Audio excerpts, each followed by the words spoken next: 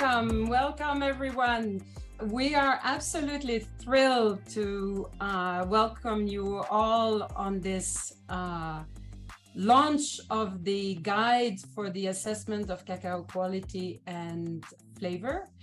And we have an interesting panel of experts that will also say a few words. We will show you a little bit what the guide is about, and hopefully we'll get into a time for some Q&A. So what I would like to say before we start is that we had a small update, correction on one of the references. So if you would like to download the publication again, you can download the Spanish and the English version, and the date is of today, of the 26th of September 2023. So make sure that you have it at hand, that you've had a chance to take a look at it. Otherwise, my colleague Dolores will walk you through the guide and we'll enjoy it together. So what we will do in this hour is that I will say a few welcome words. Then we will hear from our key funder and donor, the USDA funded MOCCA project from Carolina Aguilar. We will have an introduction to the guide from Dolores Alvarado. We will also have some words from Ed Seguin on the vision of this guide. And then we will hear from Julien Simonis, the new program manager of Cacao of Excellence, on its vision. And then the importance of this guide in origin countries from Darren Suka. We will have a period of question and answers and reaction from all of you. And then we will close at 16 or 4 p.m. in Rome time. So I would like to start by saying a few words. Of course, this is a very special moment, and I'm absolutely delighted to celebrate with you all the result of this multi-stakeholder collaboration that started in 2015. With the idea of getting together and to think about a common language on cacao and quality. And related to this, I want to thank the founders of Cacao of Excellence who were inspired in 2008 from the coffee world and created this program in 2009. And of course, I particularly want to thank the members of the working group on the development of international standards for the assessment of cacao quality and flavor, who contributed, reviewed, argued, and debated the purpose, the form, and the product that led to the publication of the first set of 9 public draft protocols, and now with the compilation into a guide. And of course, I particularly want to express my gratitude and recognition for the tireless work of a great team at Cacao of Excellence, motivated and driven by the discovery, the promotion, and the reward for all cacao producers who strive to produce superior quality and flavor diversity. So Dolores and I began this journey together in Managua in September 2017, and of course now the rest is history. So what are my hopes for this guide? I hope that it supports and stimulates the development of differentiated cacao value chain where quality and flavor diversity is rewarded with a higher price for the benefit of the cacao producers. And I hope that we will make a quantum leap in increasing the capacity of producing origins to catch up with the world of coffee, where 30 years ago, the first steps were being taken for the development of what we know today, the specialty coffee market segment that we appreciate. So today, there are more than 4,000 coffee coppers around the world, and most coffee producers have access to neutral, rigorous, and independent feedback and characterization of the taste, aroma, and global quality of their coffee. Now we have a common language and a guide on how to process cacao samples for sensory evaluation and how to describe the experience and the global quality. However, as much as this is critical, it's also not sufficient without the access to physical reference samples of cacao mass and chocolate with agreed flavor values to all sensory evaluation panels to be able to calibrate.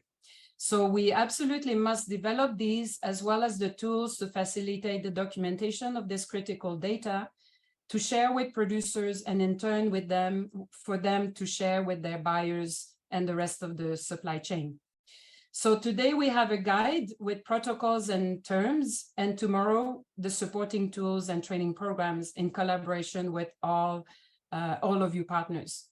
So we continue this multi-stakeholder initiative to achieve together this groundbreaking innovation solutions together. And I am now happy to invite Carolina Aguilar, the COCO director of the USDA-funded MOCCA project, to say a few words. Carolina. Thanks so much, Brigitte. Good morning and good afternoon to everyone. And thanks so much for joining us to the official launch of the guide for the assessment of cocoa quality and flavor. The Maximizing Opportunities in Coffee and Cocoa in the Americas, the MOCCA program, is funded by the United States Department of Agriculture. And we included under our goals to support the industry in developing a common language to better understand how to assess quality and flavor in cacao. International agreed procedures and terminologies, as you all know, didn't exist for cocoa as in the case for coffee in other crops, for example. And this impedes a clear communication among producers, buyers, and consumers. MOCCA has presence in 6 Latin American countries, and our partners express how the lack of this common language creates difficulties in understanding how buyers define and assess quality and flavor, affecting cacao producers' ability to effectively address issues related to quality improvement. After the creation of the working group back in 2015, like Brigitte was mentioning, a lot of work and efforts have contributed to finally publishing this guide today. First public drafts of 9 protocols were published between 2019 and 2021. Then, as part of the international standards for the assessment of cocoa quality and flavor, the ISCQF, the public was allowed and had the opportunity to provide feedback, and all this feedback was reviewed by the members of the working group. So it's a long journey of several years and so many efforts. We hope this guide is responding to the need for accepted, credible, and verifiable protocols for the assessment of quality and flavor of cocoa beans. And this will facilitate comparison, provide feedback to improve the post-harvest processes, and help the farmers to provide the best of their cacao beans. MOCCA has helped finalize the standards, translate them into Spanish, and implement them in our 6 target countries, delivering trainings and support to improve condition and tasting laboratories. I want to thank the USDA MOCCA founder, TechnoServe, our consortium leader, Lutheran World Relief, and our longtime partner, the Alliance Biodiversity and CIET. And of course, all the organizations, researchers, traders, experts, farmer organizations, and individuals that have contributed to make this material possible. Thank you so much. Thank you very much, Carolina. And now I will pass on to my colleague, Dolores Alvarado, who will introduce the guide. Dolores. Hi, good morning, good afternoon, good evening to everybody. I'm very happy to be here at this point. This guide represents a lot of years of work, and when I started with Cacao of Excellence, I didn't know I was going to work so much with this. I knew before that there was a huge need, at least in the Guatemalan cacao sector, for such a tool to know how to assess the flavor of the cacao beans. But I never expected that I was going to be so involved. So I'm really happy that my work has contributed to provide this tool to all the producers all over the world. And I hope it will really be useful. It will really be implemented. That's my main hope, that it will be printed, used, underlined, and yeah, that have a big impact in the life of the cacao farmers. So this guide going, if you download it and you look at it, you will find it's very big document. It has 200 and something pages, but I want to show some specific sections. But before that, I need to join the words of Carolina and Brigitte, thanking everybody that was behind this guide. And first and foremost, it's the working group. I hope you all are here connected with us. The working group was having meetings, I think, over 3 years, 4 years continuously, and that's how agreements were made on what the content of this guide was going to be. So I'm really thankful to them. Then we also have the public review.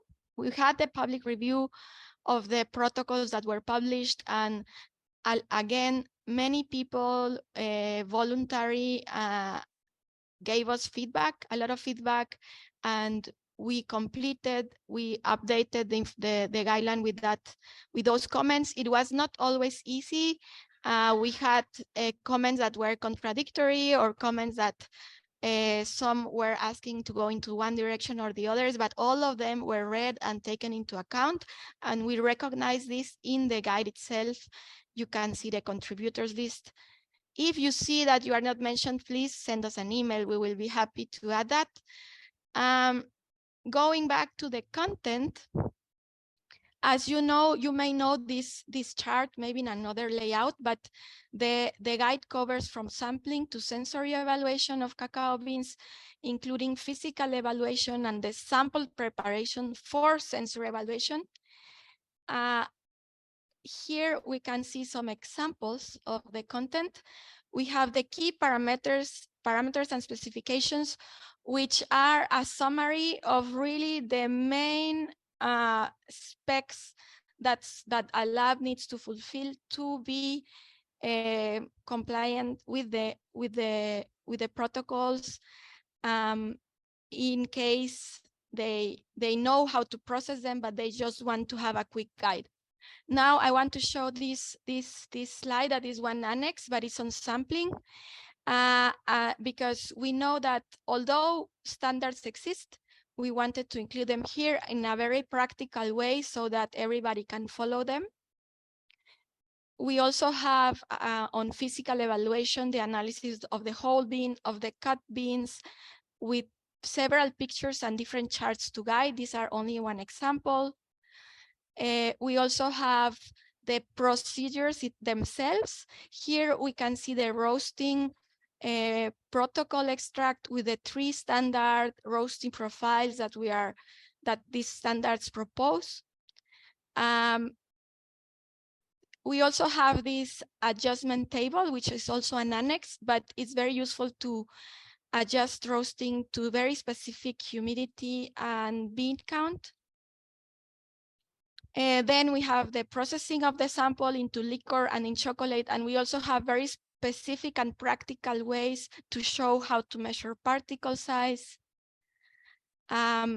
We have also included something that was not in the 9 protocols, which are general guidelines on sensory evaluation. For example, to know how to codify the samples, how to organize them, and recommendations for sensory assessors.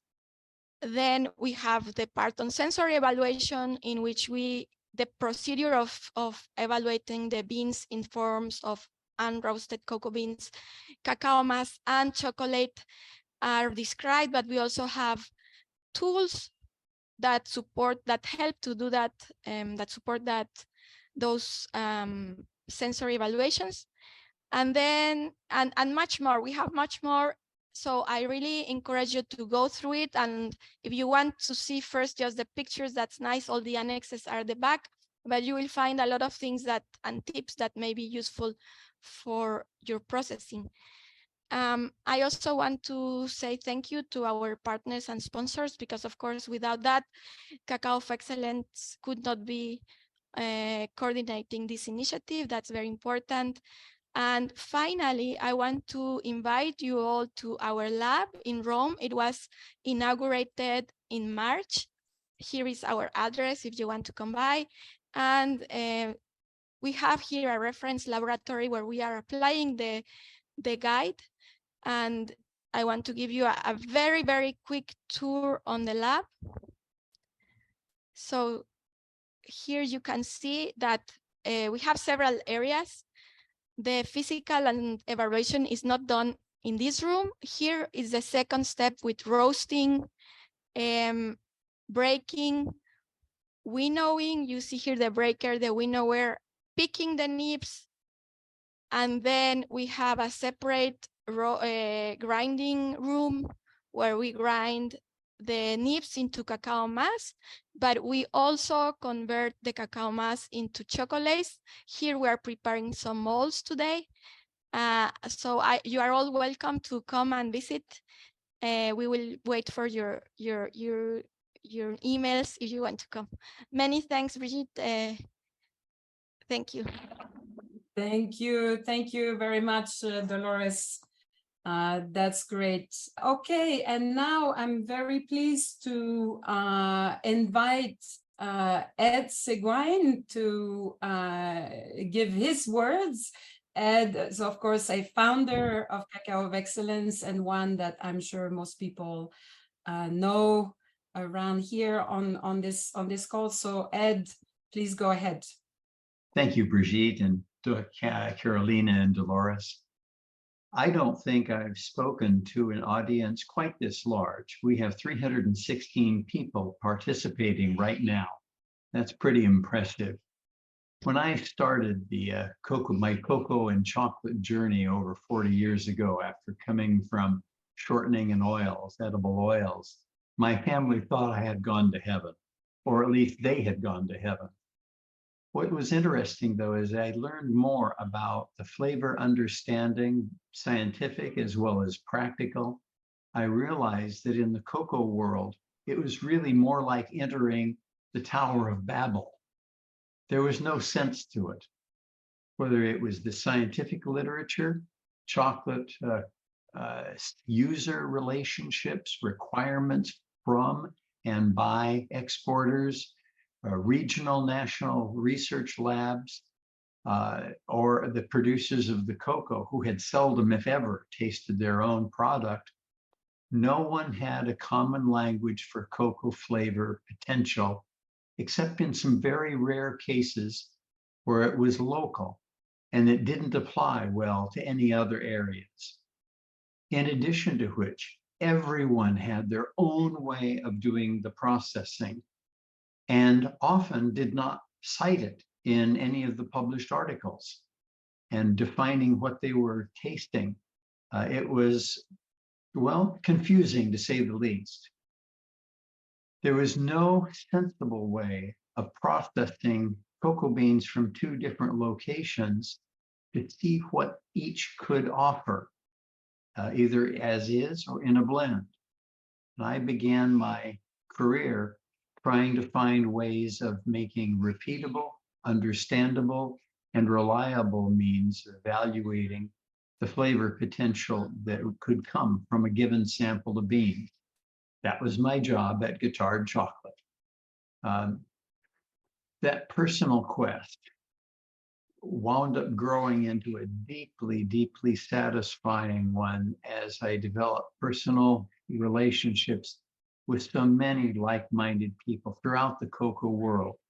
And I consider it a great privilege to have friends in all the countries who have joined in this journey of creating the new world that you are being opened to today.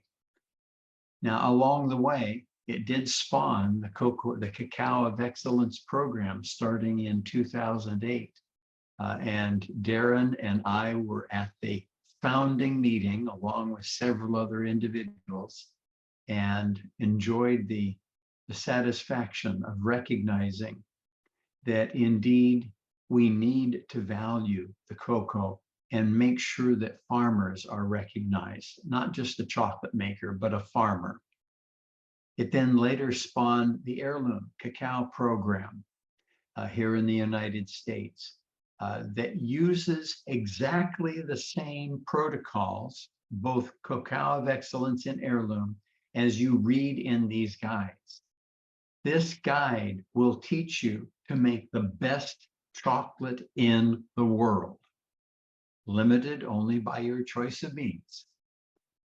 And it's been a wonderful opportunity to work with the international group, with Brigitte and Dolores in driving forward the codification of these procedures. We have appreciated the support of the Alliance and especially more recently, the MOCCA people, as we've tried to bring this to fruition. Now, there are two key parts, as Brigitte mentioned, to this tool. One is the guide that teaches you how to do it and why to do it, so that you have an understanding of what's going on. The second piece of this two-part tool are the flavor reference standards, the Cacao Mass flavor reference standards that teach you, basically they are the dictionary, the glossary, and they teach you what it is to be a specific flavor and how to evaluate how much there is, because they define it. Now, the question is, to what end? Well, that's part of the dream. Together, these tools will make a panel of women and men, tasters, not just tasters, but an analytical tool that is accurate and repeatable and can be replicated anywhere. Their data can be used to eventually unlock the secrets of the cocoa genome. It will also bring new and intriguing flavors to light for the consumer as we search for new cocos.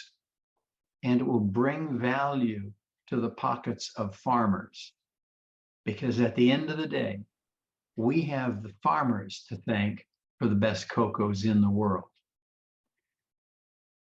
They will move these two tool pieces that fit together are going to move the market, or a large portion of it, away from commodity marketing to a relationship marketing based on delivered, measured, and agreed flavor.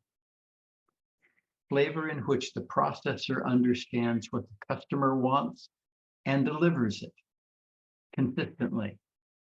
An opportunity to taste him or herself.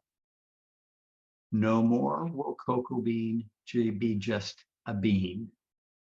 As Gary Guittard has often said, there is value in flavor, and that value you will see as you use these tools to make in your paneling the best chocolate and cocos in the world. When we began this quest, it was very much like the movie Field of Dreams, Kevin Costner. If you build it, they will come.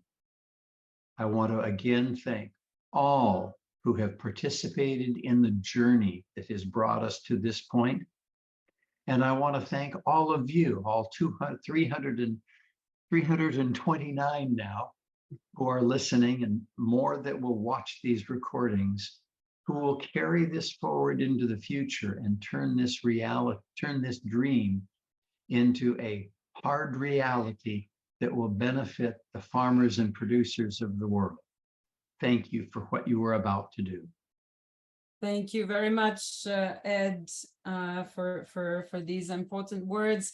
And now I would like to invite Julien Simonis, who is our newly appointed program manager at Cacao of Excellence. Julien, please tell us a little bit about the vision of the program. Well, thank you, Brigitte. Hello to everyone. It is really thrilling to see all of you around your cameras and your telephones and computers. Welcome. I couldn't dream of a better way to start a position, as a matter of fact, than to celebrate this huge achievement. I'd like, on behalf of Cacao of Excellence, to recognize and thank all our partners. And I'd like also to quickly say a small but a quick but immense thank you to some of the Cacao of Excellence team members, especially Dolores, who dedicated years of her life to this guide, Brigitte as well, who coordinated all these efforts, and who knows, there were some efforts. And then also, of course, Daniel, Nadia, and Brigitte again for the sleepless nights to make this happen, and all the rest of the Cacao of Excellence team. So that's, I've seen it and I know how intense it has been. So this, in terms of vision, this independent and public work, it's very important to remind that there's no commercial activity here. Not for Cacao of Excellence. This independent and public guide lays the ground for future activities around it. And so with these two tools that Ed outlined, the guide and the reference samples, we aim to enter a certification era together with all the partners that wish to embark on this other probably long journey, but to common language and common operation around cacao around the world. We hope this guide will benefit all the cacao producer in the world, but it's not only for producers, it's for all the value chain. Coming from the industry myself, I would know how much having a common language when buying or working with cacao would have been useful to streamline every processes. Well, of course, this adoption wide in the industry would take a little bit of time as well, as others adopt, other stakeholders in the value chain adopt it. But in terms of vision, we could see this as well as an incredible tool to build credible sustainability programs that are based on internationally recognized methods around the world. So this is also an invitation for collaboration to all our private sector partners that are listening to us today. If you're concerned about sustainability in cacao, these are the perfect tools to do it in a way that will bring credibility, not only for you, but for everybody using it. So in a very nutshell, this is a little bit what the future entails for Cacao of Excellence. Thank you, Brigitte, for your kind words. Passing on. Thank you so much. Thank you, Julien. And now to speak a little bit about the importance of the guide, particularly in producing origin, I'm inviting Dr. Darren Suka from the Cocoa Research Center at the University of West Indies. Darren. Thank you, Brigitte, and everyone else. So good morning, good afternoon, good evening to everyone. I'm so very happy to be here with you on this very auspicious occasion to launch this guide for the assessment of cacao quality and flavor. I can't actually help but think back way back to October 1995 when I met my mentor, Dr. John Clapperton. He was a scientist at Mars, and he was lamenting on the work that quality in cocoa was relegated to hushed hallway conversations outside of scientific meetings. And he was at the end of his career, and I was at the start of my career, and I was looking at him with very enthusiastic eyes, thinking that, okay, I need to make a difference. And all the work since that time has certainly changed that narrative about quality in cocoa, and this guide is one such tangible output, and it represents 8 years of effort to address an urgent need for providing accepted, credible, and verifiable protocols for the assessment of quality and flavor of cocoa beans. And its goal really is to facilitate comparison, to provide feedback, to improve post-harvest processing activities, and really to enable farmers to present the best value proposition to buyers in terms of the physical and aromatic quality of the beans that they have for sale. So the application of this guide at origin is really, as mentioned earlier, is as a resource and a tool for all relevant cocoa value chain stakeholders at origin to support what I consider now 5 key areas towards a more sustainable cocoa economy. And I really like the words more sustainable cocoa economy, because that's what we're trying to do, right?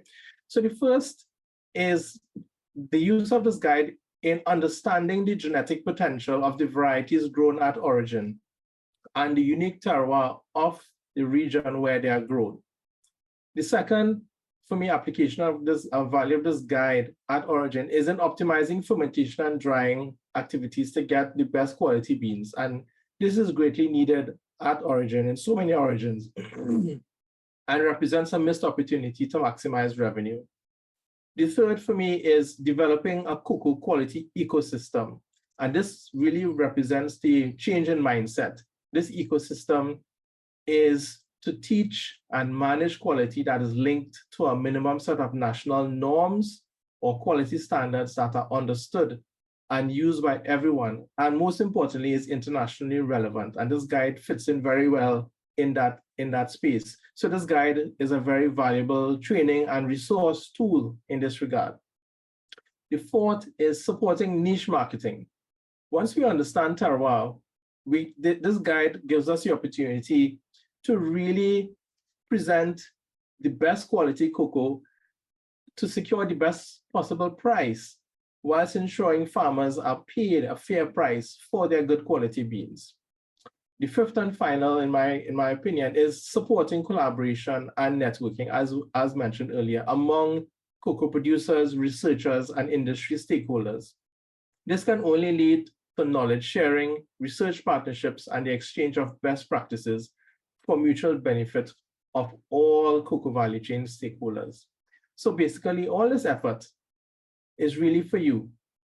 So this guide is a tool and a resource to build up the quality ecosystem and human capacity at origin to monetize cocoa for the benefit of the farmers. They are the key stakeholders at origin. The industry rests on their shoulders. And let's use this guide to develop the value chain to support and recognize the reward the efforts of farmers. So please feel free to download the guide from the COEX website and use the protocols contained therein. It was produced for you. So thank you. Thank you so much, Darren. This is great. So now we actually have about 20 minutes for any reactions, questions, and answers. So I will turn over to my colleague Neil Sletterhout to see, Neil, what's happening on the chat. What are the themes that are being talked about? What are the reactions? What are some of the issues that we could discuss? Yes, hi Brigitte. If we'd invite people as we do the Q&A to go ahead and feel free to enter if you have a specific question related to the guide or some of the content that has been shared by our panel. One of the questions that we've seen come up now is, in the opinion of the panel, when you're in an area without sophisticated testing and protocol tools, would this guide still be practical? Thinking of farming areas that are not yet linked to the processors. Okay, thank you, Neil. Yes, I think that one of the target groups of this guide are obviously cooperatives and organizations who can install a small, modest, but a lab, and therefore can provide a service to the producers who may be a little bit more remote and may not have that capacity to do it. So the guide is not intended for every single producer to establish their own lab and do their own evaluation, but to create established laboratories that can provide this service, where every producer of cacao, should he or she choose to, has access to a service where their cacao can be evaluated, feedback that is neutral and independent can be provided, and recommendations, if this is the case, for any kind of post-harvest or even pre-harvest practices improvements. Let me see. Yes, Ed, I see your hand. Go ahead. I would also add to what Brigitte has said that the guide has several layers and also has some very simplified approaches that can easily be taken to an on-farm situation with a kit that costs no more than $50 US. And it is adaptable, but to know the ultimate is also the ability to be able to adapt that to your own individual needs and circumstances. And that is the beauty of it, because it teaches understanding so that you can make the adaptation. Thank you so much, Ed. Let me look at the panel if anybody wants to add on this critical point. Darren, go ahead. Right. So as I had mentioned, the guide is to really help build out the quality ecosystem and in each country. And there is always a layer in each country of some form of extension service where whether or not it's linked to a cooperative or the ministries of agriculture or even private sector. So you always have a team of people that would do some outreach to farmers. And this is where the guide serves to train that core of people as well. And also be used as a resource tool to train the trainers that would then go out to interface with farmers as well. So it functions at many levels. Thank you so much, Darren. Let me look at the rest of the panel if anybody wants to. Yes, go ahead, Just to Dolores. say that what I know from several origins and countries on the field, there are already some laboratories that have maybe not exact the same equipment, but similar. So they will be able to already implement. And of course, the cost is sometimes, it sounds expensive, but actually, if you compare to laboratory equipment of a higher level of technology, this is still very accessible. Okay, thank you very much, Dolores. Okay, Neil. Yes, we're getting a lot of comments and reactions and some, of course, questions coming up. One that came up was regarding copyrights, if people can use these training tools without concern. Yes, thank you. Mm-hmm. Yes, thank you for that. Yes, the guide is a global public good. It's there for you, for everyone to use. It's under a Creative Commons license, so it has it's meant to be used. So feel free to go ahead and particularly check out the conditions under the Creative Commons if you have any questions on that. All right, thank you, Brigitte.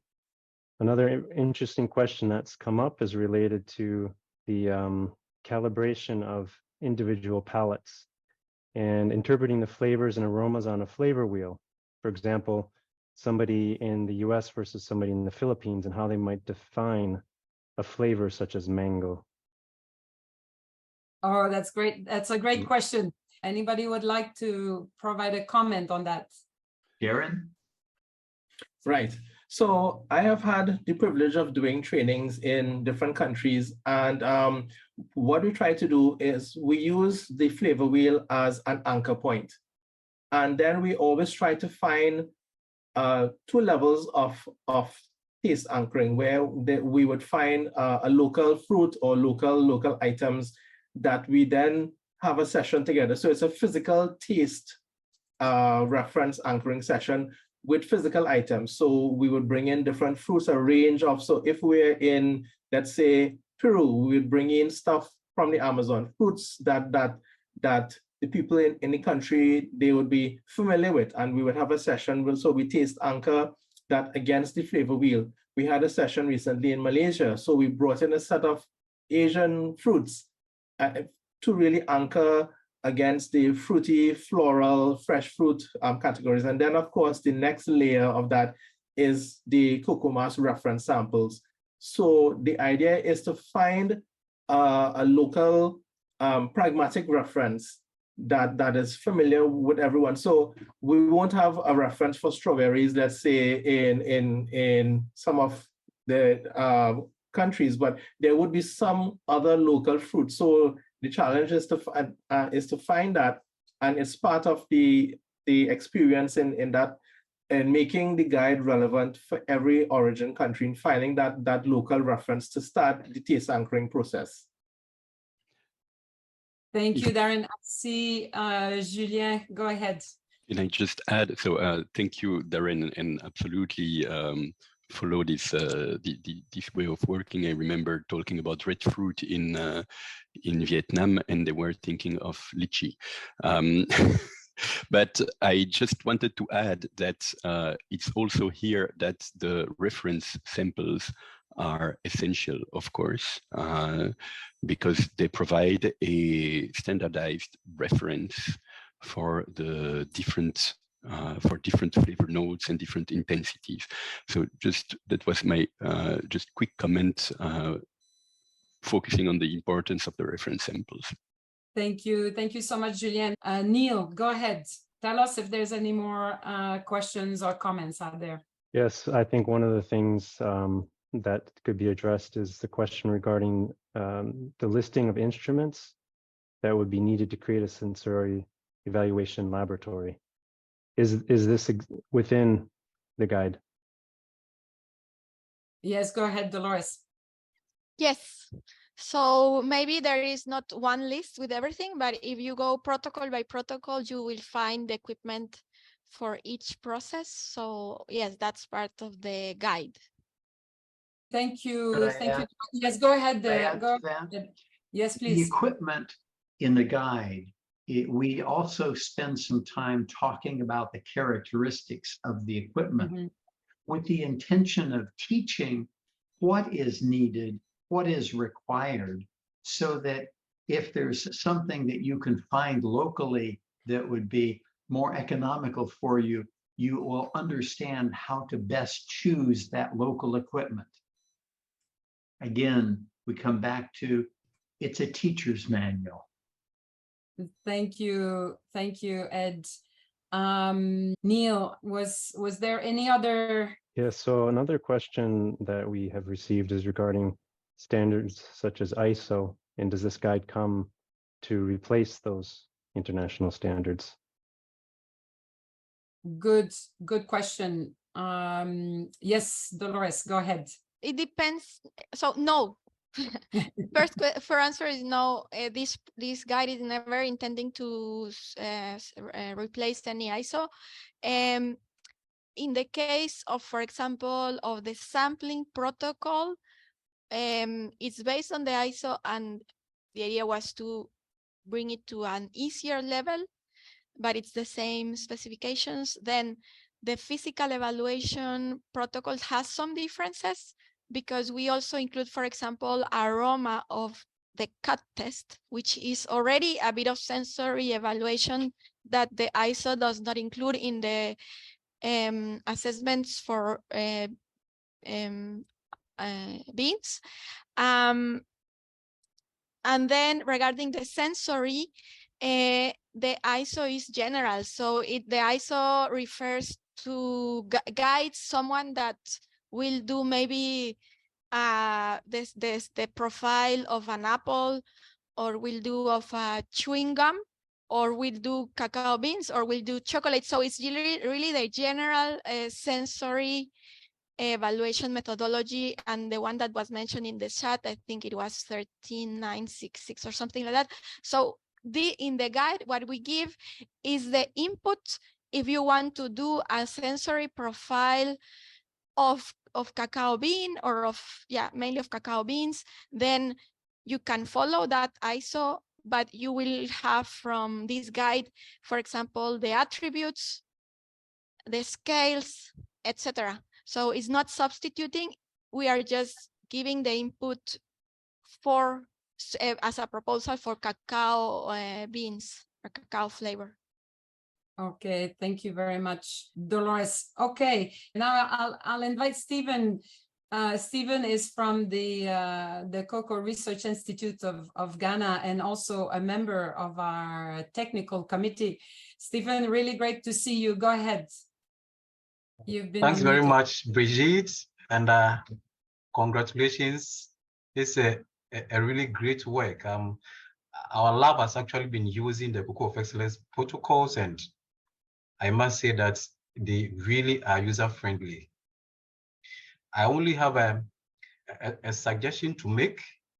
Beyond downloading and using the protocols. I am thinking that, especially for West Africa, where we are having the Flavour labs springing up, if now that you have the Cacao of Excellence lab, which of course is centrally located, I am thinking that the lab or the team develops a certification program where panelists either come over or whatever way go through cocoa sensory evaluation training, and at the end of the day are certified, so that the panelists will have an authority to cite. For example, some stakeholders approached us, they wanted training for their people.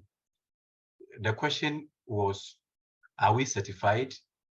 We said yes, because we've had a lot of training from Cacao of Excellence.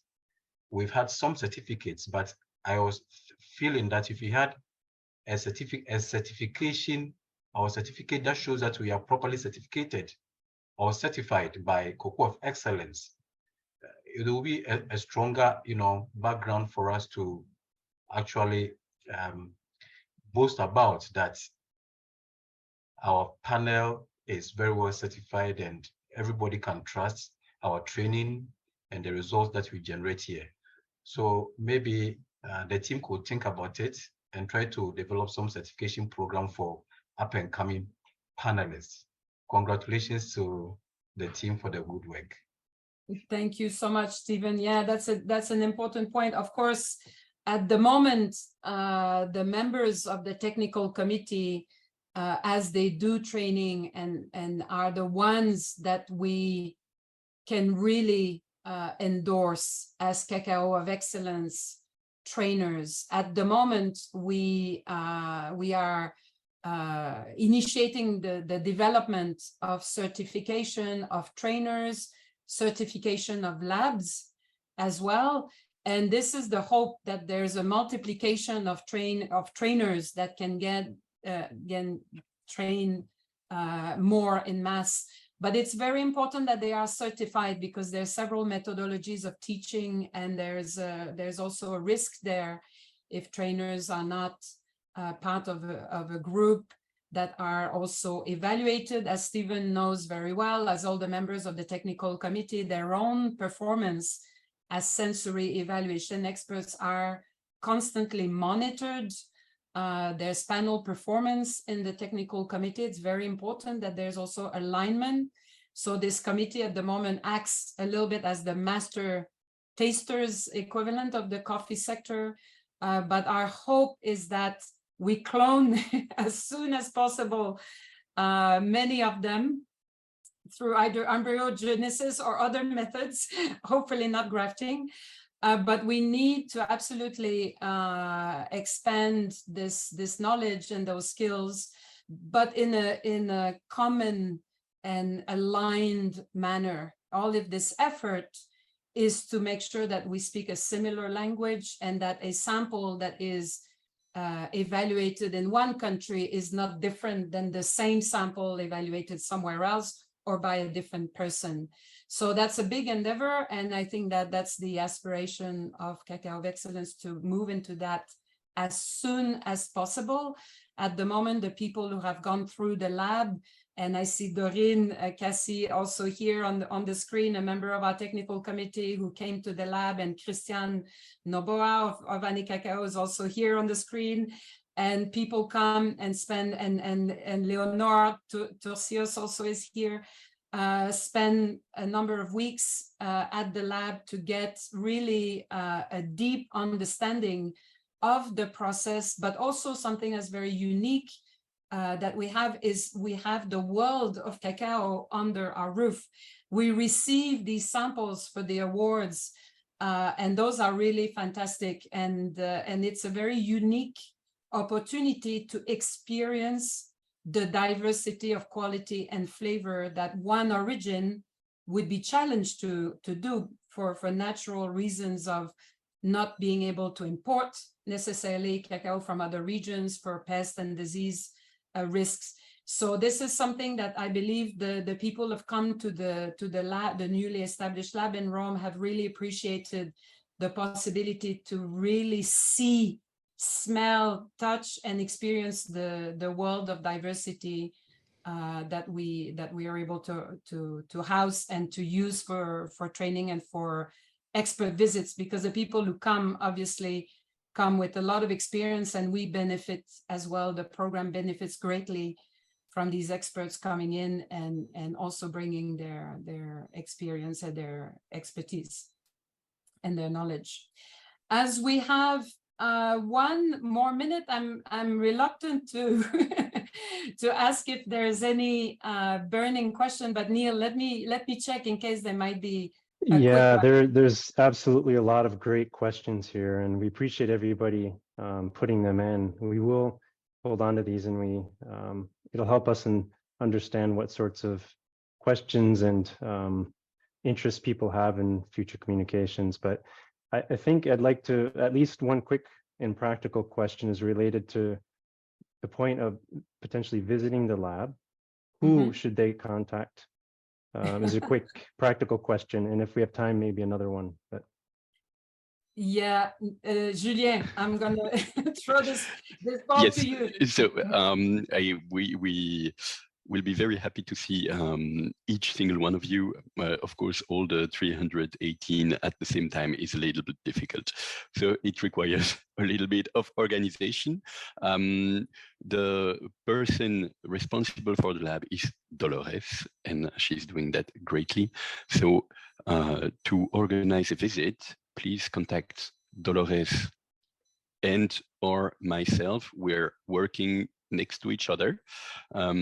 So reach out to preferably both of us. We probably can share our emails in the chat. Reach out to both of us, and we'll manage the different visits, the expectations, the objectives, and all the practical aspects. Thank you so much, Julien. So in order to respect the time and close this webinar on time, I'd like to thank every single participant that joined. I'd like to thank the team and particularly the speakers and the presenters. Thank you very much, and please read the guide, send us comments, reach out to us, tell us what you like, what you don't like. We'll take it as a challenge, and hopefully we'll be able to issue an updated version in the coming years, and with your feedback. Thank you so much, and on this I'd like to close this webinar. Thank you so much. Thank you to all. Thank you all. Bye. Thank you. Hi, everyone. Thank you so much.